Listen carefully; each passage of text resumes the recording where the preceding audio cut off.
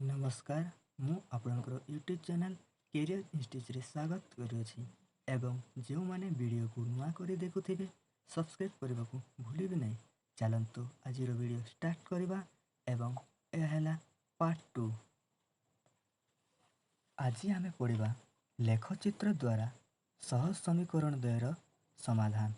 आमे previous class रे आमे तार ग्राफ चित्र गुडी को पढ़िथिलु। पुणी थर मु ताहाको रिवाइज करछि। तो जेते बेले L1 और L2 परस्पर छेदी तेबे ताहा एकमात्र समाधान संभव एवं जेते बेले दुईटी सरलेखा परस्पर एक और अभिन्न हेबे तेबे ता असंख्य समाधान होइथाय एवं जेते बेले दुईटी सरल रेखा परस्पर समांतर होइथाय तेबे ता कोनोसी समाधान संभव होई न थाय कारण यह कौनसी बिंदु मध्य छेद करू नाही। तेणु करी ए मानकर समाधान संभव हेब नाही। चलंतु आज देखिबा लेखचित्र द्वारा सह समीकरण द्वयर समाधान। उदाहरण प्रथम लेखचित्र अंकन करी निम्नलिखित सह समीकरण द्वयर समाधान करबा। चलंतु देखिबा प्रथम समीकरण री हैला x + 2y - 3 = 0। यह है प्रथम समीकरण एवं द्वितीय समीकरण री 2x - y - 1 = 0। यह है द्वितीय समीकरण। एबे आमे कौन करिबा प्रथमे आमे x को y रूप रे परिणत करिबा किंबा y को x रूप रे परिणत करिबा। तुमे जहा को जेमिति परिणत करूछ करि पारिबो। तेबे मु y रो वैल्यू प्रथमे निर्णय करूछि। तेबे +2y अछि तुमे प्रथमे +2y आनिबो। तेबे ये जो -3 टा पार्श्व परिवर्तन कले +3 हो जिवो एवं ये जो +x अछि ता पार्श्व परिवर्तन हो गले ताहा -x हो जिवो एवं y = 3 - x/2। जेते बेले एही पार्श्व 2 × y अछि गुणन हे करिथिले पार्श्व परिवर्तन हो गले ताहा डिवाइड हो जाए माने या हरण हो जाए। तेबे आमे समीकरण प्रथमर कोन टेबल निर्णय करबा। तो चलंतु टेबल निर्णय करबा पई एटलिस्ट कम से कम तुमे दुईटी बिंदु निर्णय करबो। तेबे y = 3 - x/2 अछि। ए x स्थान रे मु केते नेली गोटे पूर्ण संख्या कोन कहबा। पूर्ण संख्या कहले आमे बुझिबा जे लोक गोटे कंप्लीट नंबर जेउटी कि से डेसिमल रे आसु नथिबो किबा फ्रैक्शन रे आसु नथिबो ताहाको आमे पूर्ण संख्या बोली कहिथाउ। तेबे y = 3 - मु एटार मु प्रथम 0 बसाइ के देखुछि ता कोन होछि देखिबा। 3 - 0/2 3 - 0 3/2 ए 3 होछि 3/2 तो गोटे फ्रैक्शन गोटे भग्नांश संख्या। तो आमे भग्नांश नेबा आमको लेखचित्र रे करबा टिके असुविधा होइथाय। तेणु कर आमको गोटे कंप्लीट नंबर नेबा को पड़िथाय गोटे पूर्ण संख्या नेबा को पड़िथाय। तेबे आमे याको भलो भाव रे आमे काना बाछिबा। तो 3 - ई x स्थान में कोन नेबी मु 1 लिखो देखुछि 1 श्योर हेबो कारण 3 - 1 केते 1 ने 3 सॉरी फ्रेंड्स 3 - 1 केते हेबो 2/2 = केते 1 हे गला। तो आमे x स्थान रे 1 नेलु तेबे या हे गला। तेबे आमे दुईटी बिंदु तैयारी करबा। तो गोटे बिंदु हे गला एटा x देबा एटा y। x रे मु केते नेथिली 1 एवं y रो वैल्यू केते बारिला 1। तेबे आमे द्वितीय बिंदु निर्णय करबा y = 3। एबे मु 2 नै के देखो 3 - 2 और x जगह 2 नेले हेबो नाही। तो आमे 3 - 3 नै के देखिबा। चलंतु 3 - 3 = 3 - 3 केते 0/2 2 0 0। तेबे x स्थान रे मु 3 नैथिली एवं y रो वैल्यू केते बारिला 0। तेबे आमे दुईटी बिंदु निर्णय हे गला। चलंतु देखिबा समीकरण 2 2x - y - 1 = 0। तेबे एठारे मु कार वैल्यू निर्णय करते y रो वैल्यू निर्णय करथिली। तेबे मु एठारे मध्ये y रो वैल्यू निर्णय करिबे। तुम एठारे y नेब और एठारे x नहीं पारिबो नहीं एठारे मध्य तुमको y रो वैल्यू निर्णय करबा पड़िबो तो माइनस y अछि मु माइनस y के आनिली एवं एठारे केते अछि एठारे अछि प्लस 2x एठारे अछि केते -1 मु 500 परिवर्तन कली केते हेबो या हे जीवो केते -2x ए केते जीवो +1 एवं -y इक्वल टू मु जदि माइनस कॉमन आनिबी केते बचिबे एठारे +2x -1 minus minus cancel y equal to 2x -1 एबे आमे समीकरण द्वितीय मध्य टेबुल निर्णय करिबा देखंतु किपरि आमे टेबुल निर्णय करिबो तबे y equal to 2x -1 y equal to ई x स्थान रे मु केते लिखिले मानेबो जेते बेले ता लाइन हिसाब थी तुम जेते लिखि पारो फ्रेंड मु x स्थान रे मु 0 नउछि तुमे x 2 into 0 -1 इक्वल टू 2 शून्य शून्य -1 को 1 इक्वल टू केते हो -1 हे गला तो द्वितीय table x by y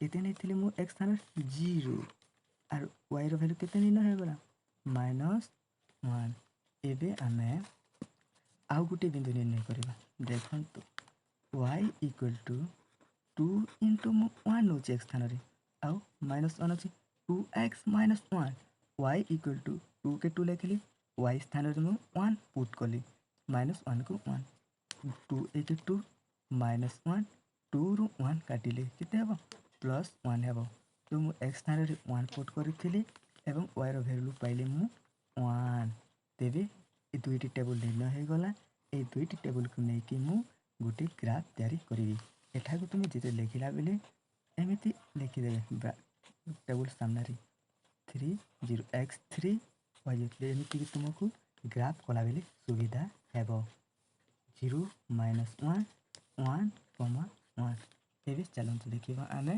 graph केमिति तैयारी करिबा प्रथमे तुमे x एवं y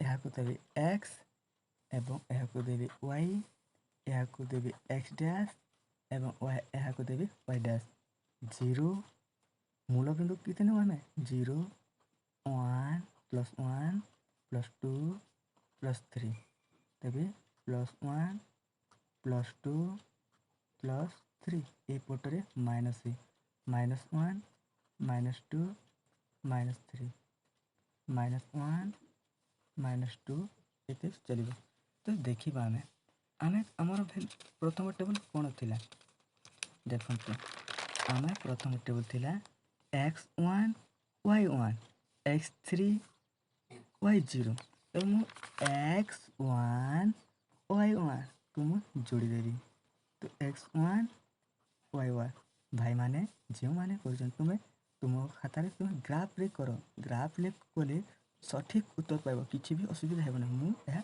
रफ रे करिकि देखाउछि एवं y कोन थिला आ गुटे बिंदु थिला कोन टिके मन पड़त x3 y0 कोन थिला x3 y0 तो x3 y0 तेबे एठारे x3 y0 यह L1 रेखा हे गला तुमे L1 रेखा टाणी देबे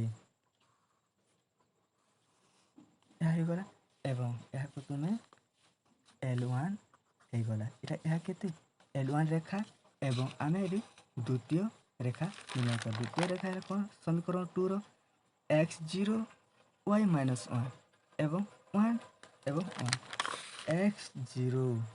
x0 y -1 x0 y -1 एवं 1:1 तेबे यह हैला द्वितीय लाइन द्वितीय सरल रेखा एटा हम L2 देबा देखंतु मु प्रीवियस क्लास रे कहिथिले जेते बेले दुईटी सरल रेखा परस्पर को गुटे बिंदु रे छेद करिवे तेबे ता एकमात्र समाधान होइथाय ତେବେ ଏଠାରେ କେଉଁ ସମାଧାନଟି ନିର୍ଣ୍ଣୟ ସମାଧାନଟି 1 1।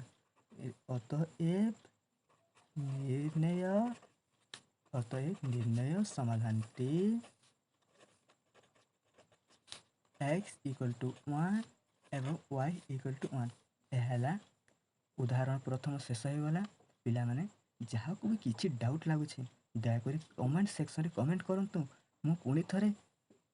ମୁଁ ପୁଣି ଥରେ ତୁମକୁ ସଲ୍ଭ କରିକି ଦେଖେଇବି। ଓକେ, ତୁମେ କିଛି କଷ୍ଟ କରିବାର ଦରକାର ନାହିଁ। ଆରାମସେ ଘରେ ବସି ପାଠ ପଢ଼ନ୍ତୁ। ମୁଁ ତୁମକୁ 90ରୁ 95 ମାର୍କ ଆଣିବାରେ ମୁଁ ତୁମକୁ ସାହାଯ୍ୟ କରିବି। ଆପଣ ଖାଲି ଭିଡ଼ିଓଟାକୁ ଦେଖୁଥାନ୍ତୁ ଆଉ ତୁମେ ହାର୍ଡ଼ୱାର୍କ କର।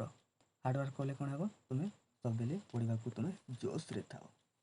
ଏବେ ଆମେ ଦେଖିବା ଉଦାହରଣ 2 ଆମେ ପଢ଼ିବା। ଉଦାହରଣ 1 ଯେମିତି ଉଦାହରଣ 2 ମଧ୍ୟ ସେହିପରି।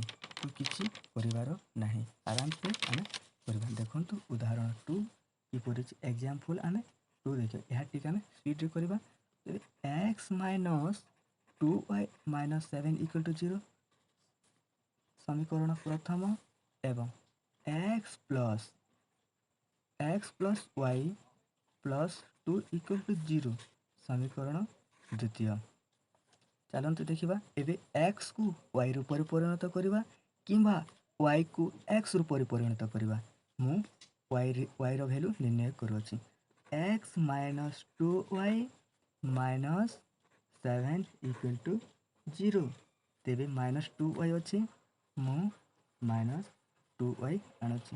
-2y ଯେତେବେଳେ ପାର୍ଶ୍ୱ ପରିବର୍ତ୍ତନ କଲେ ଏ ଯେଉଁ ପ୍ଲସ୍ ଏକ୍ସଟା କ'ଣ ହୋଇଯାଏ, ମାଇନସ୍ ହୋଇଯାଏ ଏବଂ -7ଟା +7 ହୋଇଯାଏ। ପ୍ଲସ୍ ଏକ୍ସ ଅଛି କେତେ ହେବ, -x ଏବଂ -7ଟା +7 ଏବଂ y = -x + 7 ବାଇ ଏଇଟା ଇଣ୍ଟୁ ଅଛି, ଏପଟେ ଆସିଲେ ଏହା ଡିଭାଇଡ଼ ହୋଇଯିବ ଏବଂ -2 ଅଛି, -2 ଆଣିବି ଏବଂ y = ଏଠାରେ ମୁଁ x ଗୋଟିଏ କମନ୍ ଆଣୁଛି। ତ କେତେ -xଟା ପ୍ଲସ୍ ହେଇଯିବ ଏବଂ +7ଟା -7 ହେଇଯିବ। -2 ମାଇନସ୍ କ୍ୟାନସେଲ୍, y = x - 7/2। ଏବେ ଆମେ ଟେବୁଲ ନିର୍ଣ୍ଣୟ କରିବା। ଚାଲନ୍ତୁ କ'ଣ ବାହାରିଥିଲା ସେଠାରେ, y = x - 7/2 ଏତେ ଥିଲା। ତେବେ ଏ y = ମୁଁ x ସ୍ଥାନରେ କେତେ ଲେଖିଲେ ତାହା ଗୋଟେ ଇଣ୍ଟିଜରରେ ଆସିବ କିମ୍ବା ପୂର୍ଣ୍ଣ ସଂଖ୍ୟାରେ ଆସିବ। ଦେଖନ୍ତୁ 0 ନେଇକି ଦେଖିବା। 0 - 7 ତ -7/2 2 ଦ୍ୱାରା ବିଭାଜ୍ୟ ହେବ ନାହିଁ। ତେବେ ମୁଁ 1 ନେଇକି ଦେଖୁଛି। 1 - 7/2 1 - 7 କେତେ, -6/2 2/6/2 କେତେ, -3। ତେବେ xର ଭ୍ୟାଲୁ ନେଇଥିଲୁ ଆମେ 1 ଏବଂ yର ଭ୍ୟାଲୁ ନିର୍ଣ୍ଣୟ ହୋଇଗଲା -3। x ଆଉ yର ଦୁଇଟି ବିନ୍ଦୁ ଆମେ ନିର୍ଣ୍ଣୟ କରିବା। ତେବେ ପ୍ରଥମ ବିନ୍ଦୁଟି ହେଲା x ସ୍ଥାନରେ ମୁଁ 1 ନେଇଥିଲି ଏବଂ yର ଭ୍ୟାଲୁ ନିର୍ଣ୍ଣୟ ହୋଇଗଲା -3। ସେହିପରି ମୁଁ ଦ୍ୱିତୀୟ ବିନ୍ଦୁ ବି ତିଆରି କରିବି। ଦେଖନ୍ତୁ ମୁଁ ଏବେ କେତେ ନେବି, ମୁଁ ଏଠାରେ 2 ନେଲେ 2 - 7 -5 ହେଉଛି, ତ ହେବ ନାହିଁ। 3 - 7 କେତେ ଆସିବ, -4। ତ ଆମେ ଏଠାରେ 3 ନେଇଯିବା। -7/2 କାହିଁକି ଆମେ 3 ନେଲେ, କାହିଁକି ଏହା 3 - 7 -4/2 କାହିଁକି ଏହା 2 ଦ୍ୱାରା ବିଭାଜ୍ୟ। 2 -4/2 କେତେ, -2। ତ ମୁଁ x ସ୍ଥାନରେ 3 ନେଇଥିଲି ଏବଂ y ସ୍ଥାନରେ yର ଭ୍ୟାଲୁ କେତେ ବାହାରିଲା, -2। ଏବେ ସମୀକରଣ ପ୍ରଥମ ନିର୍ଣ୍ଣୟ ହୋଇଛି। ଏବେ ମୁଁ ସମୀକରଣ ଦ୍ୱିତୀୟକୁ ନିର୍ଣ୍ଣୟ କରିବି। ତେବେ ସମୀକରଣ ଦ୍ୱିତୀୟ କ'ଣ ଥିଲା, x + y + 2 = 0। ଏହା ସମୀକରଣ ଦ୍ୱିତୀୟ। ଏହାକୁ ମଧ୍ୟ ମୁଁ y ରୂପରେ ପରିଣତ କରିବି।